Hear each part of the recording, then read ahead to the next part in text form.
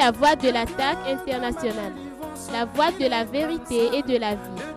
Vision, les 3 V qui sonnent la glorieuse victoire de notre Seigneur Jésus-Christ sur Satan par le pasteur Joseph Kodjo Akemehe, tous les dimanches de 17h30 à 18h sur la RTDS. Dieu et notre Père Céleste, nous voulons sincèrement te dire merci encore ce matin, ce jour merveilleux que tu nous as donné la grâce d'annoncer tes vertus à toutes les nations. Nous voulons te confier ces moments merveilleux que tu as choisi de te révéler à travers ta parole à des multitudes dans le monde entier. Seigneur, merci d'ouvrir les cœurs à toi parce que c'est toi qui le fais par pure grâce. À cause de la miséricorde que tu nous as témoigné en Jésus-Christ, ton Fils, que tu as livré à la croix pour les péchés de tout homme, de toute couleur, de toute nation, de toute langue. Seigneur, nous voulons te dire un grand merci parce que tu as fait la provision de grâce par laquelle tous les hommes peuvent trouver aujourd'hui la vie. Et nous prions que ton nom soit glorifié à travers ce message, que tu ouvres les yeux et l'entendement spirituel à toutes les personnes qui nous suivent en ce moment. Que tu les bénisses abondamment en te révélant à chacun d'eux. Ceux qui ont besoin d'être sauvés, qu'ils soient sauvés par ces paroles. Ceux qui ont besoin d'être affermis dans la foi, qu'ils soient consolidés dans la foi. Qu'ils soient fortifiés, renforcés dans leur foi. Ceux qui ont besoin de guérison, merci de te servir de toutes les paroles que nous allons proclamer. Qui trouvent la guérison holistique, toute la guérison de tout l'être entier, l'esprit, l'âme et le corps. Seigneur, ceux qui ont besoin de délivrance, qui sont sous des oppressions ou qui sont sous des possessions démoniaques, toutes ces personnes soient délivrées par ta parole. Car tu as envoyé dans le passé la parole de Dieu et tu as guéri des multitudes. Aujourd'hui, la parole de l'œuvre finie de rédemption de Jésus-Christ, cette parole de la croix, la parole du royaume ou la parole de la grâce, a plus de puissance et plus d'autorité. Et nous croyons que tu feras de grandes choses pour des multitudes. Seigneur, ceux qui sont liés, qui sont enchaînés, Seigneur, qui sont dans des liens, par le nom puissant de Jésus, nous rompons tous ces liens de tous les jours sur leur vie. Et nous libérons la puissance du Saint-Esprit partout où nous sommes suivis. La puissance de notre Seigneur Jésus-Christ partout. Nous commandons maintenant que ta gloire se manifeste partout. Ta glorieuse lumière pénètre les consciences, pénètre les cœurs et que toute personne qui nous écoute, tu lui donnes de l'intelligence de comprendre tout ce que nous annonçons au nom puissant de Jésus. Mieux, nous prions que tu attires à toi des multitudes et que tu attires vers notre Seigneur Jésus-Christ des multitudes pour recevoir sa grâce. Seigneur, merci de nous soutenir nous-mêmes. Avec mon interprète et notre sœur qui nous lit les textes, nous prions pour toute l'assemblée, nous prions pour tous les saints, de tout le corps de Christ, que ce soit ici, dans le pays où nous annonçons l'évangile, en Afrique, en Europe, en Asie, en Amérique, partout dans le monde entier. Nous prions que tu répandes ta grâce sur tous tes saints, tu leur donnes ta miséricorde, tu réponds à toutes les prières qui te sont adressées ce jour et toutes les adorations qui te sont présentées, tu les agrées et que tu nous donnes la grâce de continuer à te servir avec cette gloire et cette glorieuse lumière que tu nous as donnée en Christ et Jésus. Nous bénissons ton Saint-Nom. Nous sommes confiants que tu nous as exaucés parce que nous t'avons prié et reçu au nom puissant de Jésus-Christ de Nazareth. Amen. Amen. Et le peuple de Dieu d'acclamer son Dieu parce que Dieu est grand, le Seigneur est grand, notre Dieu est grand, il nous a visités d'en haut, il nous a tant aimés qu'il a donné son Fils unique afin que quiconque croit en lui ne périsse point, mais qu'il ait la vie éternelle. Et glorifions le Fils du Dieu vivant, Jésus de Nazareth. Il est le seul qui nous a sauvés et bénissons le Saint-Esprit qui nous conduit dans les profondeurs de Dieu. Je vous remercie, vous êtes tous bénis. Et nous sommes aujourd'hui dans Marc chapitre 1, à partir du verset 12. Nous avons commencé déjà ce message. Nous sommes en train d'essayer de répondre à certaines questions fondamentales que beaucoup de gens se posent dans ce monde où nous sommes, ce monde de ténèbres. Et des questions générales comme pourquoi la vie? Pourquoi je suis dans cette vie? Et puis il y a quelque chose que Dieu a mis dans les consciences ou dans la conscience de tout homme. Ahí tu vas te poser la question, quelle sera ma fin? Où est-ce que je vais atterrir? Que dois-je faire pour être sauvé? Comment je peux être sûr que je suis sauvé? Où je peux trouver le vrai Dieu? Parce qu'il y a beaucoup de religions. Il y a des millions de religions. Et il y a beaucoup de croyances dans ce monde. Et le monde est un monde de ténèbres. Qui dit la vérité? Qui dit la vérité? Mais quel est le Qui dit la vérité? Où est-ce que je peux trouver une église même pour adorer si il y a beaucoup de chrétiens qui ne savent même plus là où ils doivent adorer? Et comment trouver Dieu réellement? Comment puis-je vraiment être sûr que j'ai trouvé le bon chemin? Et savoir que je suis dans la bonne voie et que je suis véritablement sauvé. C'est ça un problème qui nous occupe tous. On parle beaucoup de foi. On parle beaucoup de foi. Et où est-ce que je peux trouver la vraie foi? La foi qui sauve.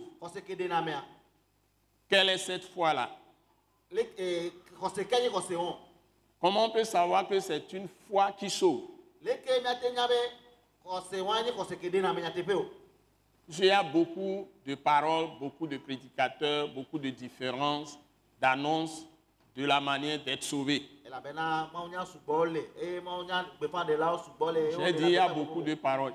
J'ai dit il y a beaucoup de paroles.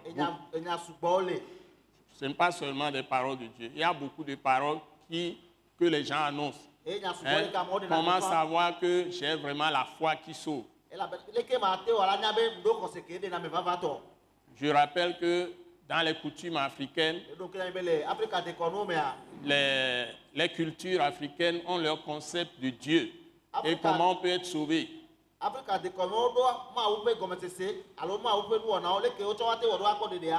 Bon, les gens parlent aussi de foi là-bas. Même s'il s'agit de l'idolâtrie, même s'il s'agit de la sorcellerie, ou de culte des morts, invocation des morts, donc les histoires de réincarnation, patati patata.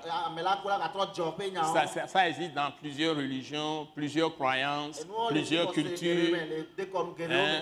Il y a les gens qui sont des philosophes, il y a des psychanalystes, il y a des psychologues. Ils ont leur conception de Dieu. Il y a des gens qui sont des écrivains, ils ont leur conception de Dieu, des écrivains. Il y a des gens qui sont des sportifs même, ils ont leur conception de Dieu. Tout le monde a sa conception de Dieu. Donc, si vous prenez les gens de peau rouge, les peaux blanches, les peaux noires, prenez les peaux jaunes, ceux qui sont de l'Afrique, de l'Asie, de l'Amérique, de l'Océanie, Asie, Australie, Europe, Amérique, toute la terre. Dans chaque pays, il y a des millions, même des milliards de croyances, de conceptions. Et chacun a son Dieu. Et au temps d'Abraham, le Dieu qui s'est révélé à Moïse particulièrement, il dit qu'il est le Dieu d'Abraham, le Dieu d'Isaac et le Dieu de Jacob. À côté de ça, il y avait aussi d'autres dieux de plusieurs personnes. Quelqu'un peut dire qu'il a son Dieu, c'est le Dieu, ou bien un Dieu peut se révéler et dire je suis le Dieu de Kofi, je suis le Dieu de Komlan, je suis le Dieu d'Afi, etc. Et même au temps d'Abraham, ce n'est pas tout le monde qui adorait le Dieu d'Abraham, d'Isaac et de Jacob. Si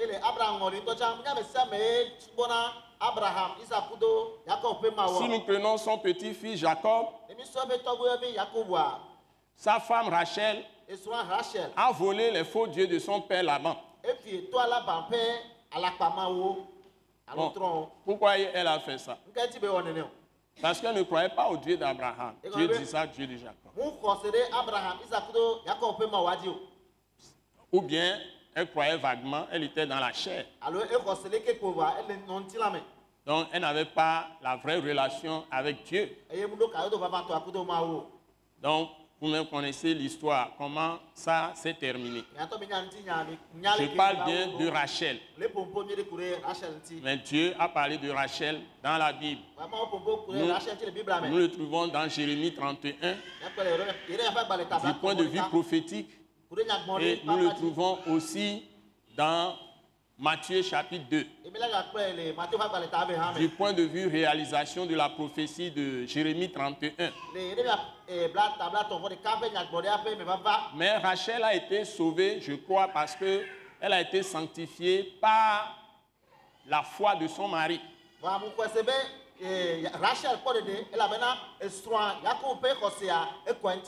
Et c'est ce qu'on nous dit dans 1 Corinthiens chapitre 7 en ce qui concerne les époux dans le mariage.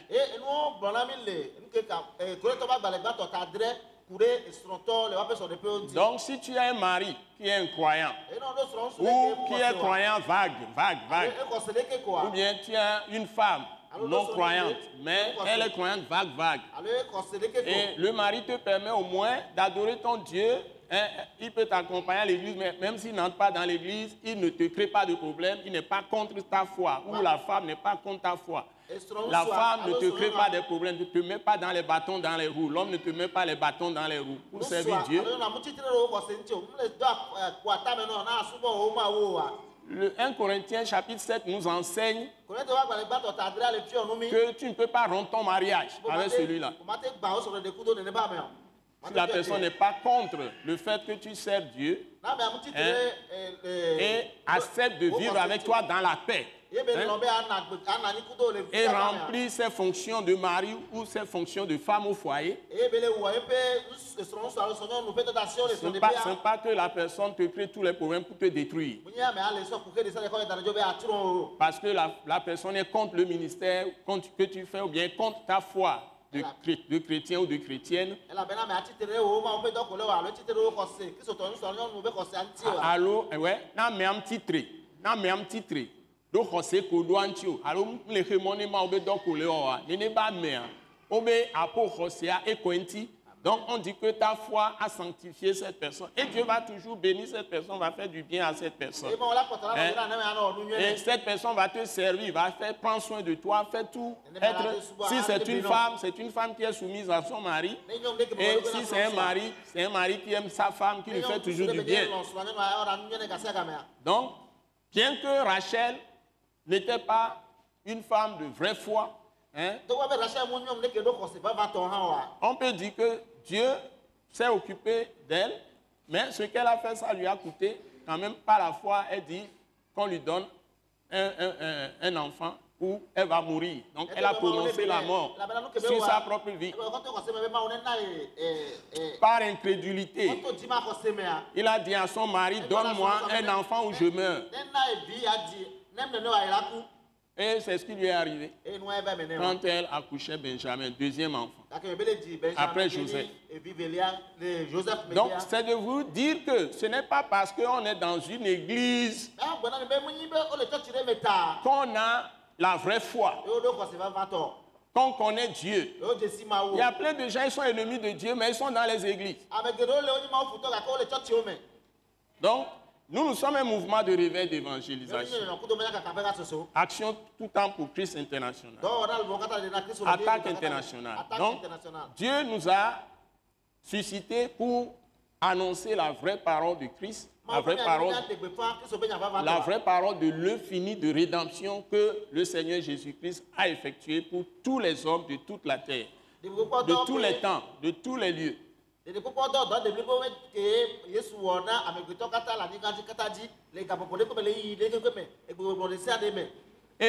il nous a chargé d'annoncer la parole dans un langage simple, mais très clair, pur et sans compromis. Hein? Sans compromission. Donner la parole de ce que l'Esprit de Dieu a enseigné, a donné, qui a été écrit. Et expliquer à nous d'abord par le Saint-Esprit. Ce n'est pas une école de théologie, ce n'est pas un institut, hein, ce n'est pas doctorat de théologie ou faculté de théologie, tout ça, ou institut biblique, mais conduit par le Saint-Esprit. Hein? Nous avons fait toutes ces études bibliques, etc. Mais il faut que ce soit le Saint-Esprit même qui donne la parole. Et vous avez le privilège de suivre des paroles qui vont vous dire exactement la pensée de Christ, la pensée de Dieu.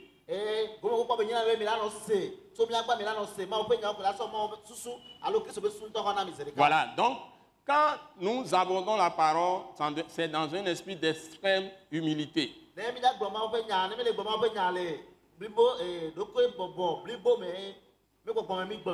Et nous prions beaucoup.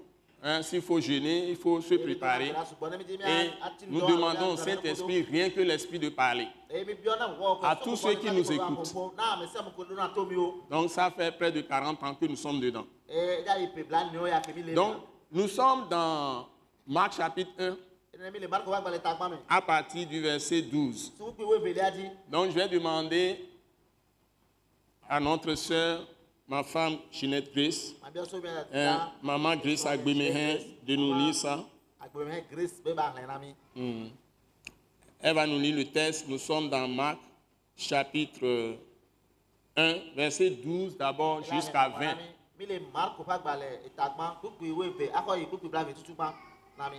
Donc, verset 12 à 20. Nous sommes dans Marc 1. Allons-y, s'il te plaît, Grace. Aussitôt, l'Esprit poussa Jésus dans le désert, où il passa 40 jours tenté par Satan. Il était avec les bêtes sauvages et les anges le servaient. Après que Jean eut été livré, Jésus alla dans la Galilée prêchant l'évangile de Dieu. Il disait, « Le temps est accompli et le royaume de Dieu est proche. Repentez-vous et croyez à la bonne nouvelle. » Comme il passait le long de la mer de Galilée, il vit Simon et André, frères de Simon, qui jetaient un filet dans la mer, car ils étaient pêcheurs. Jésus leur dit, « Suivez-moi, et je vous ferai pêcheurs d'hommes. » Aussitôt, ils laissèrent leur filet et le suivirent. Étant allé un peu plus loin, il vit Jacques, fils de Zébédée, et Jean, son frère, qui eux aussi étaient dans une barque et réparaient les filets. Aussitôt, il les appela, et laissant leur père Zébédée dans la barque avec les ouvriers, ils le suivirent. Amen. Alléluia. Amen. Nous sommes dans Marc 1, verset 12, du verset 12 à 20. Et ce que nous pouvons retirer, de ce passage pour répondre à la question, qu'est-ce qu'on peut appeler une vraie foi? Qu'est-ce qui peut prouver que tu as trouvé vraiment le vrai Dieu et tu as trouvé la vraie parole? Et qu'on peut voir que chez toi, Dieu est vraiment là. N'oubliez pas, Marc 1, verset 12 jusqu'au verset 20. Ce n'est pas le seul texte, mais c'est le texte qui retrace Jésus même en action sur la scène.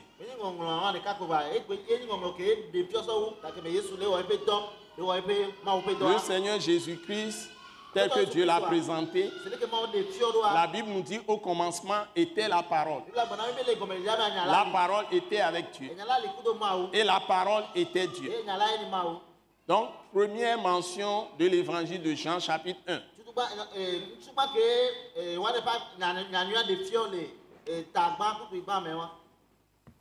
Et ensuite, la Bible dit en elle, ou bien elle, c'est-à-dire elle a tout créé. Hein? Et tout ce qui existe n'a été créé sans elle. Bon, donc cette deuxième mention, quand les Anglais vont dire this second statement, cette seconde mise au point, hein, si nous retournons à l'Ancien Testament, au livre de la création, Genèse chapitre 1, le premier verset, au commencement, la Bible dit au commencement, Dieu créa les cieux et la terre. Et Jean 1 nous dit dans les 2 premiers versets qu'au commencement était la parole. La parole était avec Dieu et la parole était Dieu. Tout a été créé par elle. Et rien de ce qui existe n'a été créé sans elle. Au commencement veut dire avant que toute la création ne vienne. Dans l'invisible comme dans le visible. Le diable n'est qu'une créature. Satan, c'est une créature de Dieu. Donc, Dieu l'a créé. Dieu dit c'est lui qui a créé les ténèbres. Et c'est lui qui a formé la lumière, c'est lui qui a créé les ténèbres. Et Satan, c'est le chef des ténèbres. Donc, les anges de Dieu et toutes les créatures invisible et tout ce qui est invisible, trône, porte, hôtel, tout ce qui existe dans l'invisible, même les fondements qui sont dans l'invisible ont été créés par Dieu. Et puis les choses visibles maintenant, la terre, la mer, les astres, toute la galaxie, les astres. Bon, tout ce que Dieu a créé, hein, la terre, avec les arbres, tout ce que ça contient, les herbes, tout. Hein, tout ce qu'on peut manger, les animaux, les reptiles, les oiseaux, toute la création. Et à la tête de cela, il a créé l'homme à son image. La Bible dit qu'il l'a créé à son image, à sa ressemblance.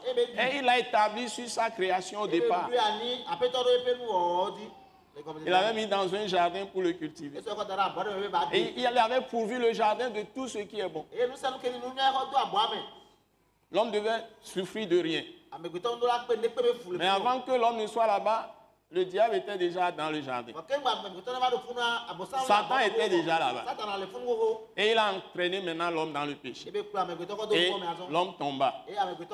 Donc, c'est là où nous avons été déchus par le péché. Et le salaire du péché, selon la Bible, dans Romains 6,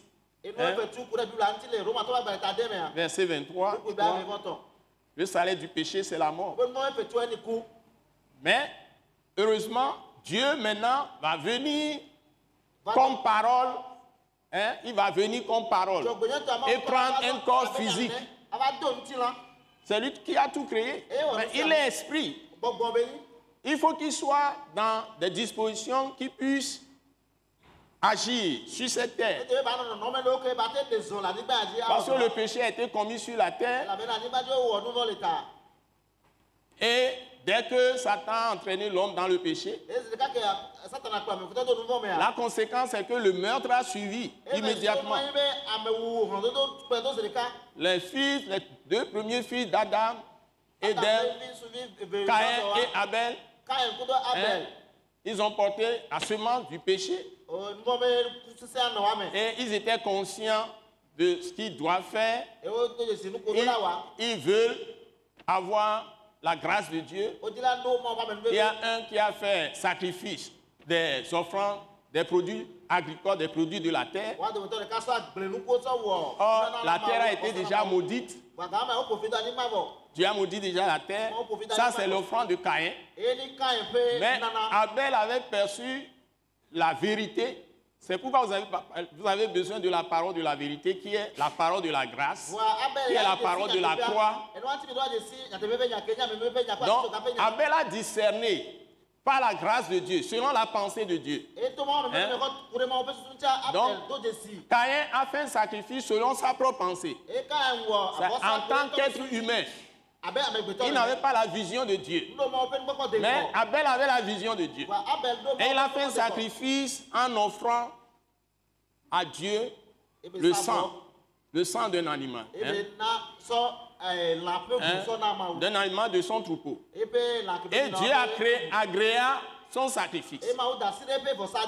Tout ça montrait cette vérité. Dans le livre de Lévitique, chapitre 17, que sans effusion de sang, il n'y a pas de pardon. Tout a commencé depuis le commencement. Donc, la parole de la grâce, c'est ça.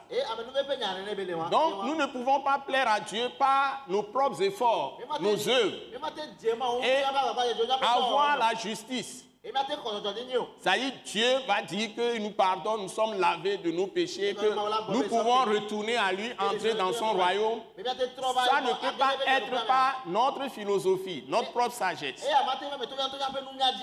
Ça ne peut pas venir par notre propre intelligence. Nous pouvons faire des quantités de choses, ça ne marchera jamais. C'est pourquoi Dieu, maintenant, la Bible dit dans Jean chapitre 1, le verset 14. Après avoir précisé, dans les versets qui suivent, il dit que dans cette parole, il y a la vie de Dieu. La vie éternelle, l'immortalité. Et cette vie est la lumière des hommes. Ça, c'est Jean 1, 4. Maintenant, si nous évoluons, nous allons voir que la Bible nous dit que et cette parole a été faite chair, pleine de grâce et de vérité. Donc, la vraie parole, ce n'est pas nécessairement une parole écrite. C'est d'abord la parole esprit qui a tout créé, qui est Dieu, qui est le Verbe. Parce que la nature de Dieu, c'est de parler. Il parle et les choses apparaissent. Il a tout créé par sa parole. Donc, Dieu ne prend pas les choses comme les humains où nous devons prendre des matières, certain nombre de choses matérielles pour créer. Dieu ne crée pas comme ça. Il dit les choses et les choses sont créées. Donc Dieu n'est pas un homme, il est esprit et il est invisible. Les hommes doivent comprendre ça une fois pour toutes. Que Dieu est parole. Et nous a créés à son image. Et il nous a donné la parole aussi pour pouvoir communiquer avec lui. Donc recevoir sa direction dans notre conscience, notre esprit, dans lequel il vient. Si nous sommes en communication avec lui, et nous pouvons lui parler, et il va nous répondre, et il va nous répondre en esprit. Et après, quand nous pouvons même l'entendre aussi, il peut nous parler de façon audible, parce que c'est de façon audible qu'il a appelé Abraham. Il a appelé Moïse de façon audible. Donc Dieu peut nous parler de façon audible. Il peut nous parler dans les visions. Il peut nous parler dans les songes. Mais aujourd'hui, il le fait pas trop fréquemment. Mais il nous a tout dit maintenant dans la parole qu'on a écrite. Donc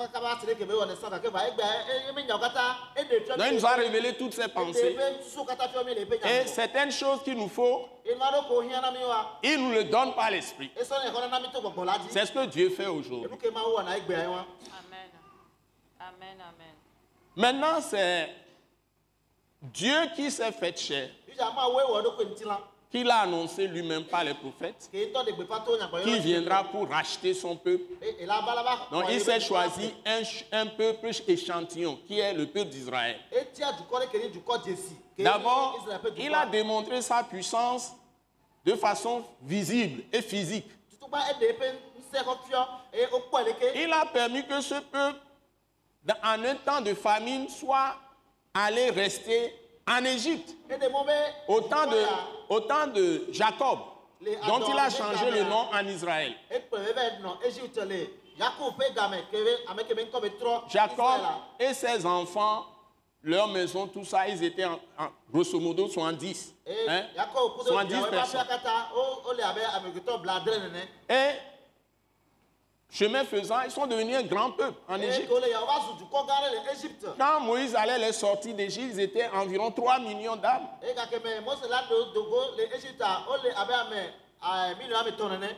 Et en ce moment, ils étaient sous oppression. Exactement que nous sommes tombés sous oppression, esclavage, servitude du diable. Parce qu'il nous a entraînés dans le péché. Toute l'humanité.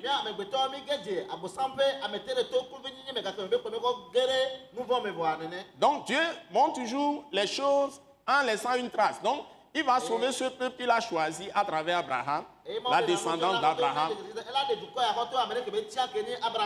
par l'exercice de son autorité, sa puissance glorieuse, à travers 10 plaies en Égypte. Quand les choses ont commencé, les magiciens d'Égypte ont commencé à faire les premiers miracles ou les premiers signes. Après 3 signes, 4e signe, ils étaient KO, ils ne peuvent plus le produire. Je vous renvoie à Exode, au livre d'Exode. Je ne suis pas là pour raconter tout ça aujourd'hui. Mais l'ultime plaie qui va permettre que Pharaon laisse partir le peuple d'Égypte, le peuple d'Israël d'Égypte, de quitter Égypte, c'est effectivement que Dieu était obligé de montrer sa puissance glorieuse qu'on n'a jamais vue, de frapper tous les premiers-nés d'Égypte,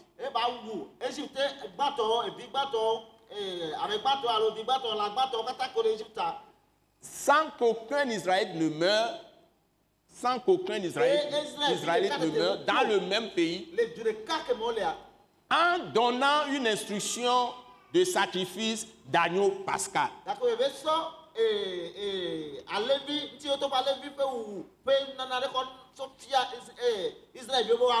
Donc il leur a dit de tuer un agneau et de mettre le sang sur les poteaux et les linteaux de leurs portes. Et cette nuit-là, quand Dieu va passer avec son ange qui va frapper les premiers-nés, même premiers-nés de Pharaon même qui est assis sur le trône, même les premiers-nés des animaux, tout ce qui est premier-né, Dieu a frappé les premiers-nés à mort. Tous ces premiers-nés sont morts, mais aucun Israël n'est mort parce qu'ils ont obéi à la parole de Dieu. Amen. De tuer un agneau et de mettre le sang sur les linteaux et les poteaux de leurs portes, là où ils sont dans leur maison.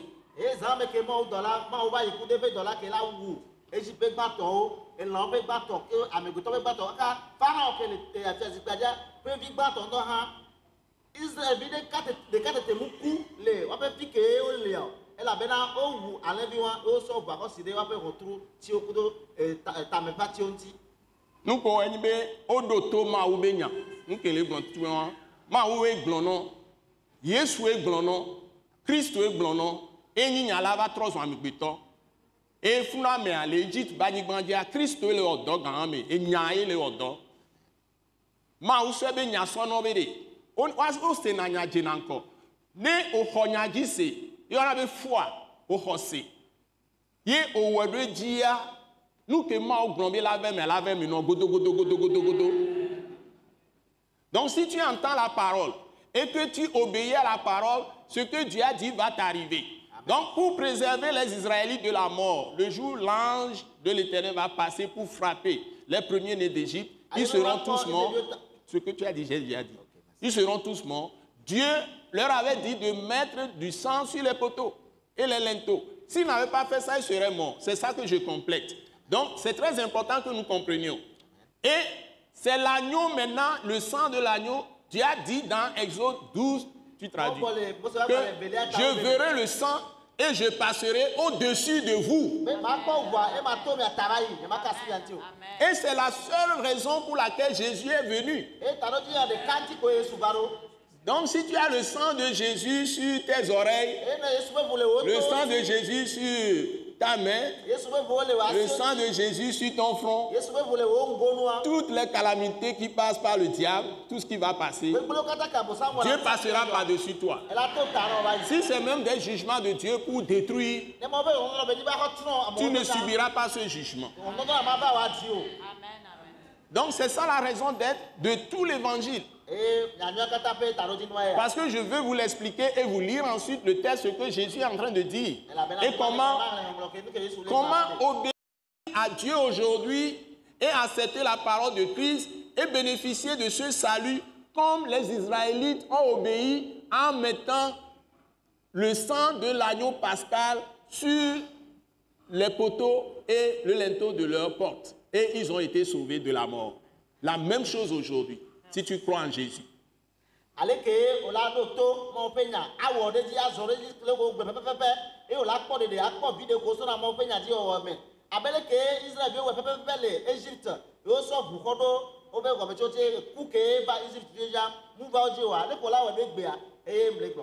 D'abord, Dieu les a sauvés par des promesses qu'il a faites à leur père. Donc, si vous devez faire le point de départ, ce n'est pas à partir de les Israélites qui étaient en Égypte. C'est à partir d'Abraham. Dieu a fait grâce à Abraham. Il est parti le chercher. Il a sorti de Mésopotamie. Il lui dit d'aller dans un pays qu'il ne connaît pas. C'est Dieu qui dit, il va le prendre comme sa propriété. Il lui a fait grâce. Il a choisi d'avance. Abraham ne savait rien de tout ce qui allait arriver. Mais Dieu lui a promis sa protection. Il lui a fait des promesses qui fera de lui une grande nation. Il lui dit, il va le bénir. Que tous ceux qui vont le bénir seront bénis. Mais ceux qui vont le maudire seront maudits. Donc, quiconque s'élève contre lui, Dieu dit, il affronte lui-même Dieu. Donc, il lui a fait des promesses. Je rendrai ton nom grand. Et il lui a dit, toutes les nations seront bénies en toi. Donc, Abraham avait déjà une situation en Mésopotamie. Il avait des familles, il avait des oncles, il avait des tantes, il avait des frères et sœurs. Il avait toutes sortes de biens. Hein? Il était berger, agriculteur, il avait déjà des terres, il avait des choses. Mais il était habitué, il était déjà dans un confort agréable. Mais il va quitter, il va obéir à la parole qu'il a entendue, qui a retenti du ciel, que Dieu lui a dit. N'oublions pas que ça a commencé avec Abraham. Et quand Abraham a obéi, Dieu a dit, il le lui imputa à justice. Donc, la foi, c'est obéir à la parole.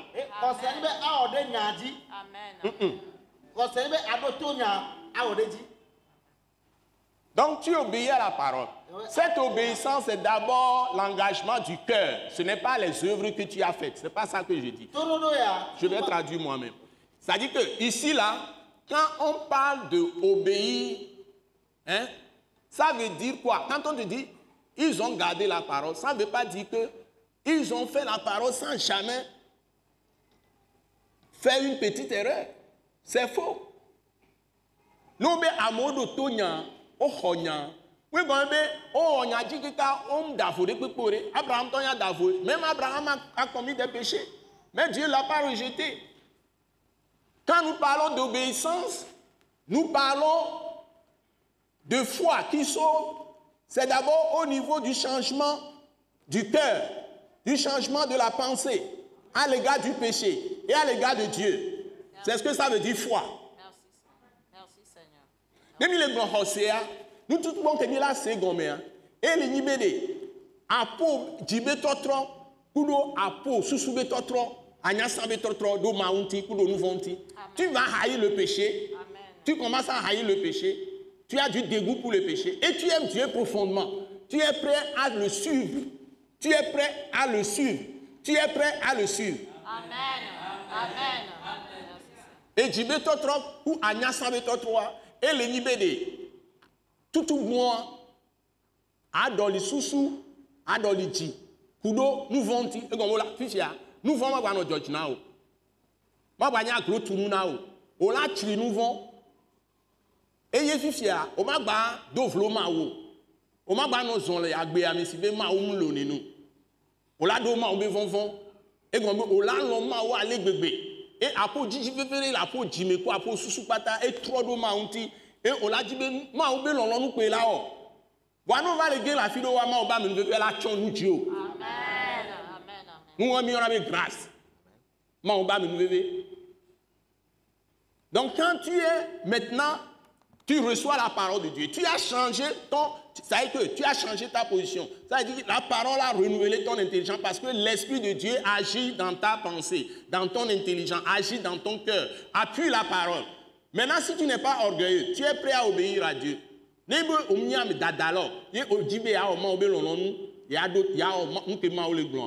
Le Saint-Esprit, grâce à cette parole, écrit cette parole au tréfonds de ton cœur. Et en ce moment, la parole même change ton caractère. Et il y a un à travers la puissance du Saint-Esprit.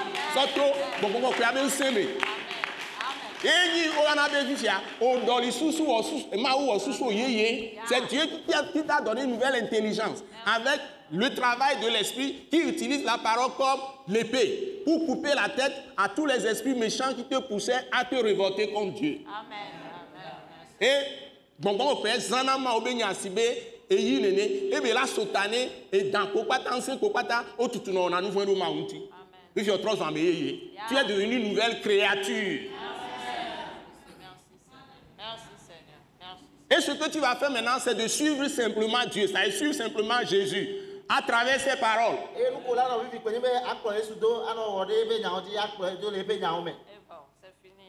C'est de ça que nous parlons quand les paroles parlent ici. Je vais vous le lire. Parce que les gens se demandent comment trouver la foi, comment être sauvé, comment être sûr que je suis sauvé. Moi, je résumerai ça en tout que c'est quelqu'un qui est humble, qui s'attend à Dieu, qui cherche Dieu vraiment. Un point, un trait. Il va trouver le vrai Dieu. Et Dieu va être toujours dans son bateau toute sa vie. Amen. Tous ceux qui l'ont cherché de tout leur cœur l'ont trouvé. Tous ceux qui ont eu sa crainte, qui veulent être dans la droiture, dans la justice, ils ont aspiré à l'intégrité, à la pureté de cœur, bonne conscience, ils ont trouvé Dieu.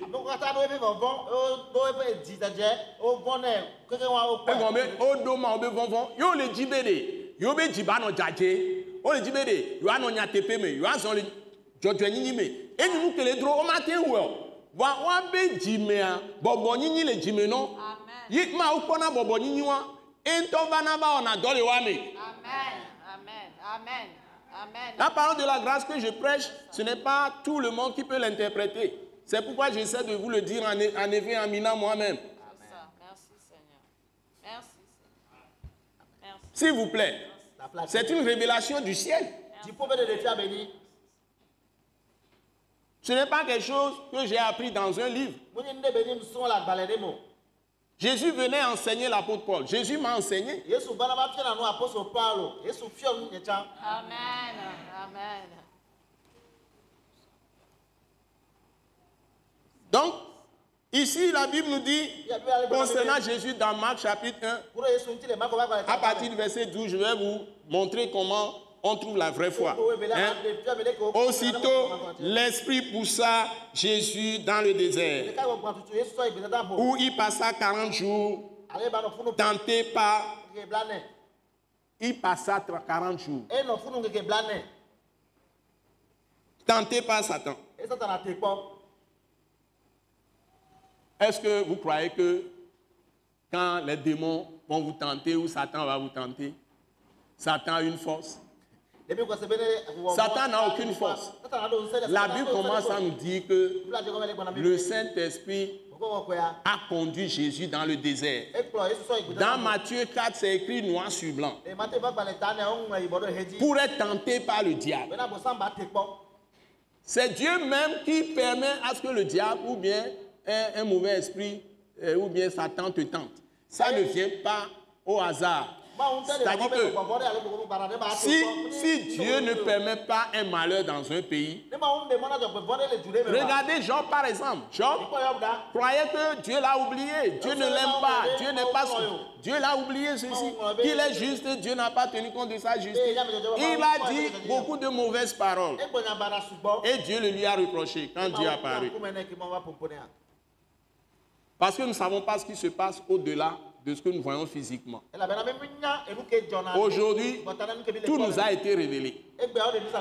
Tous les malheurs de Job, c'est que Job avait peur. Il doutait de Dieu. Il dit peut-être mes enfants ont commis des péchés, fait des sacrifices, mais peut-être mes enfants ont commis des...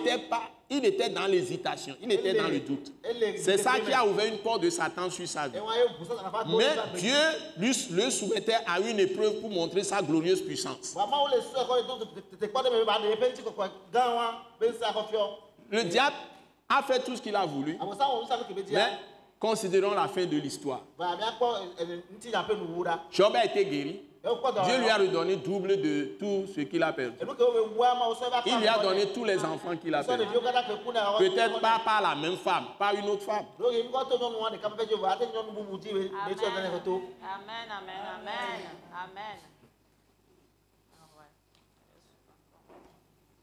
C'est la femme a renié Dieu. Elle a pris son chemin, elle a disparu. Mais Job a eu encore le même nombre d'enfants. Il a récupéré double de tout ce qu'il a perdu. Il est devenu doublement riche. Donc, le diable ne peut rien contre toi. Lève la main, dis Satan ne peut rien contre moi. Il ne peut rien contre moi au nom de Jésus, si je suis en Christ. Donc, nous l'avons vu, il était avec les bêtes sauvages, les anges de Dieu le servaient. Maintenant de la bouche de Jésus, vous allez voir. Après que Jean eut été livré, Jean-Baptiste a été décapité. Jésus alla dans toute la Galilée, prêcha l'évangile de Dieu. Il disait, voilà, il disait, le temps est accompli. Maintenant, le temps même a été accompli depuis et le royaume de Dieu est proche. Mais le royaume de Dieu maintenant est là. Donc, ce que je viens de vous expliquer, c'est ce que Jésus annonce. Il dit, repentez-vous. C'est-à-dire, recevez un renouvellement de l'intelligence et détournez-vous du péché et revenez à Dieu. C'est simplement changer de pensée. Repentez-vous. C'est ce que ça veut dire. Recevez les paroles de Christ. Et il dit, vous voyez, la suite, le monde. Il dit, et croyez à la bonne nouvelle. C'est-à-dire que mettez votre confiance dans ce que le Fils de Dieu est venu faire pour vous. Il est mort pour vos péchés. Il est mort pour vos péchés. Il est ressuscité d'entre les morts pour vous donner la justice. Si vous croyez en lui, vous êtes totalement pardonné. Vos péchés passés, vos péchés présents, vos péchés futurs. Et Dieu va vous revêtir de sa justice, qui est Jésus lui-même. Il vous mettra dans le rocher des siècles. Il a été fait pour nous, la Bible dit, sagesse, justice, sanctification et rédemption. Jésus-Christ a été fait pour nous. Sagesse, justice, sanctification et rédemption. Quand tu le reçois et que le sang de Jésus te purifie, le Christ lui-même, tu es en lui. Dieu te plonge dans le Christ qui est en esprit. Et tu es totalement neuf. Tu es totalement neuf. Tu es une nouvelle créature. Cette parole, repentez-vous. C'est-à-dire, laissez Dieu vous renouveler votre intelligence et croyez à la bonne nouvelle. C'est-à-dire, croyez à la parole qu'on annonce, les apôtres ont annoncé la mort de Jésus pour vos péchés et sa résurrection d'entre les morts pour votre justification. Et vos péchés seront pardonner, laver, oublier, Dieu vous fait juste et vous héritez le royaume. Vous avez la vie éternelle, vous avez la vie pour toujours, la vie de Dieu lui-même et l'immortalité. Donc la vraie foi, c'est de rencontrer une personne. Ce n'est pas des paroles qu'on a écrites que tu bûches et répéter comme un perroquet. Mais c'est que tu reçoives une personne qui, en entrant dans ton cœur, tu deviens seul esprit avec cette personne. Tu reçois l'héritage des saints dans la lumière, c'est-à-dire que lui qui est lumière devient ton héritage. Dieu est ton héritage. Dieu devient ton héritage. Tout ce que Dieu a est à toi. Tout ce que Dieu est, tu l'es. D'abord, Dieu devient ton héritage. Tout ce qu'il est, tu l'es. Il va te donner sa propre nature. Parce que l'esprit du Fils est entré en toi. Le Saint-Esprit qui poussa Jésus au désert, c'est l'esprit de Christ. Mais il est passé par les souffrances, par la mort, et il est ressuscité. Donc c'est l'esprit de Christ ressuscité maintenant qui entre en toi. L'esprit de vie, de résurrection qui entre en toi. Et tu ne mourras plus.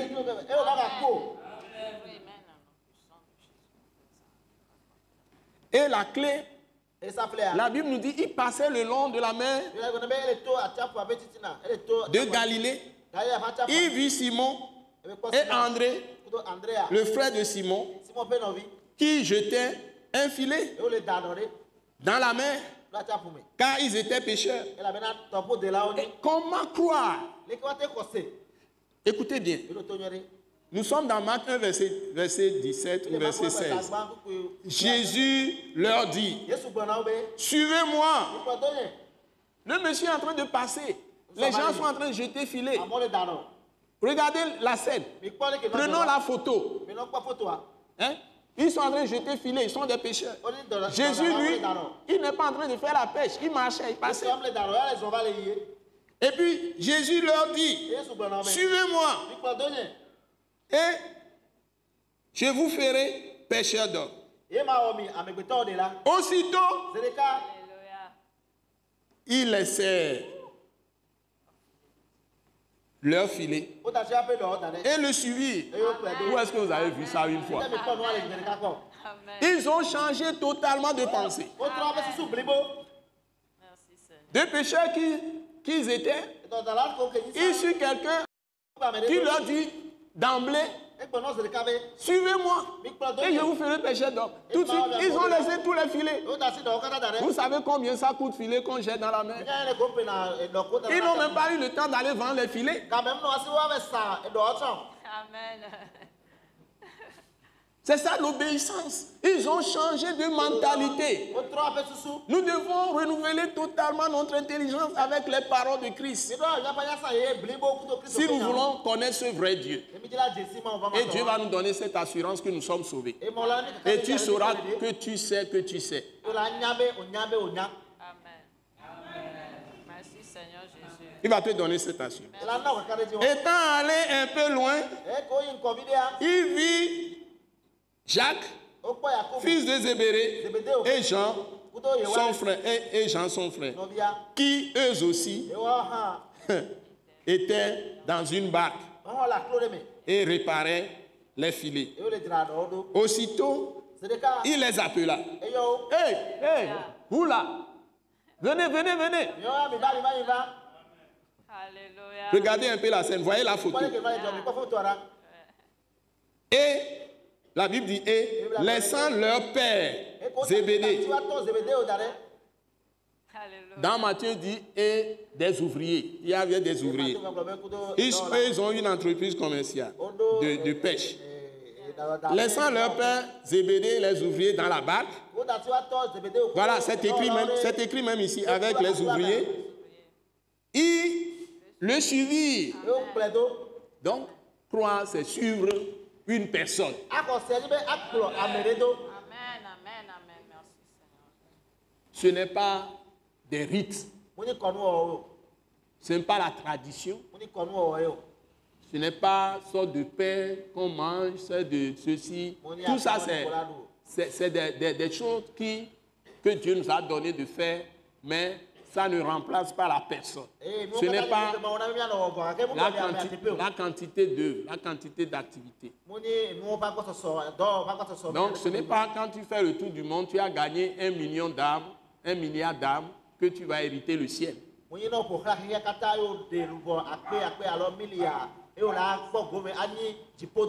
C'est la fidélité à une personne. Son nom, c'est Jésus-Christ de Nazareth. Et son nom, c'est le nom de Dieu, Joshua. Dieu qui sauve. Que Dieu nous bénisse. Alléluia. Donc, n'oubliez pas l'école Wise Leadership. Et nous sommes à Balépédo Djolé, face à la pharmacie Mathilda. Et je vous bénis tous. Nous bénissons les autorités de ce pays et toute l'Afrique, l'Europe, l'Asie, l'Amérique, toutes les îles du monde entier appartiennent à Dieu. Et nous souhaitons le salut de tous et la fortification du corps de Christ et la bénédiction pour nous tous. La très bonne santé pour tout le monde. La restauration, guérison pour ceux qui sont malades. La délivrance pour ceux qui sont persécutés par les démons. La gloire pour ceux qui servent Dieu fidèlement. Au nom puissant de Jésus-Christ. Amen. Merci.